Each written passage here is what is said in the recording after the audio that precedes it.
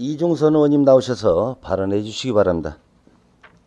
존경하는 익산 시민 여러분, 안녕하십니까? 중앙동, 평화동, 인하동, 마동을 지역구로 보건복지위원회에서 의정 활동 중인 소통위원 이종선입니다. 먼저 5분 발언의 기회를 주신 김경진 의장님과 선배 동료 의원님들께 감사드리며 폭우로 피해를 입으신 분들께 위로의 마음을 전합니다. 또한 특별 재난 지역으로 선포될 수 있도록 힘써주신 많은 분들께 감사의 말씀을 드립니다. 익산시는 전국 최초로 건립한 익산 청년시청을 통해 타 지자체와 차별화된 청년 정책을 지원하며 청년들이 살기 좋은 환경을 조성하기 위해 노력하고 있습니다. 그러나 사회생활에 참여하는 청년들도 있지만 그렇지 못한 청년들도 있습니다. 바로 새로운 복지 취약 계층으로 대두된 고립은둔 청년들입니다.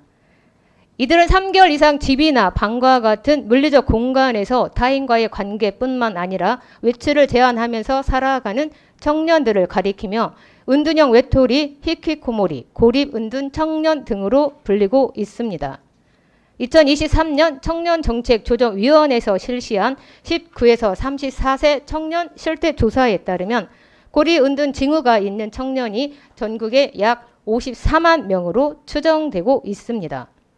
청년들이 고립은둔을 선택하는 이유에 대해 2023년 한국보건사회연구원의 고립은둔 청년 심층 조사에 따르면 24.1%가 취업을 원인으로 꼽았으며 대인관계 23.5%, 가족관계 및 건강이 12.4% 순으로 나타났습니다.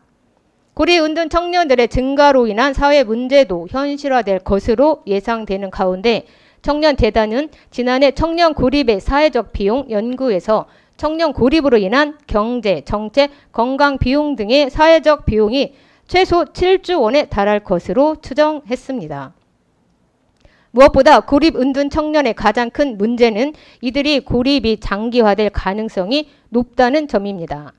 우리보다 먼저 은둔형 외톨이 문제를 경험한 일본에서는 1990년대 구직 빙하기 시기에 구직 활동을 포기하고 고립한 청년들이 부모에게 의존해 살아가는 경우가 많고 현재 50대가 된 이들은 80대의 부모님 연금에 의존하여 살아가고 있기 때문입니다. 이에 정부에서는 고립은둔 청년 문제를 해결하기 위해 복지 정책을 발표하였고 보건복지부에서는 2024년 인천, 울산, 충북, 전북에서 고립은둔 청년을 원스톱으로 통합 지원하는 시범사업을 실시하고 있습니다. 그러나 서울시는 정부보다 빨리 고립은둔 청년 문제를 해결하기 위해 적극적으로 대처하고 있습니다.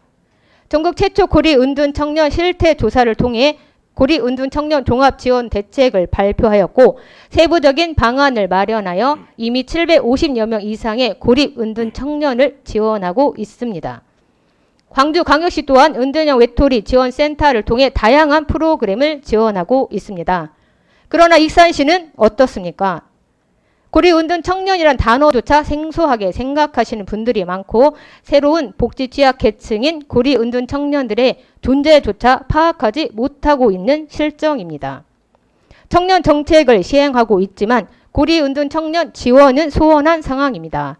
이에 본 의원은 이제라도 익산시 고립은둔 청년 실태조사를 통해 고립은둔 청년들에게 필요한 지원 정책을 연계해줘야 한다고 생각합니다.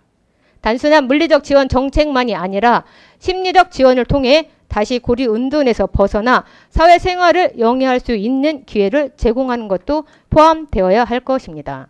필요하다면 이미 관련 정책을 적극적으로 시행하고 있는 타 지자체의 사례를 참고하고 이를 바탕으로 익산시에 적합한 지원 방안을 마련해야 할 것입니다. 청년들은 앞으로 익산시를 이끌어갈 중요한 존재들입니다. 하지만 사회에 진입하기조차 어려운 청년들도 있음을 확인하고 이러한 청년들이 다시 사회생활을 영위할 수 있는 방안을 마련해 주는 것도 우리의 역할임을 잊지 말아야 할 것입니다.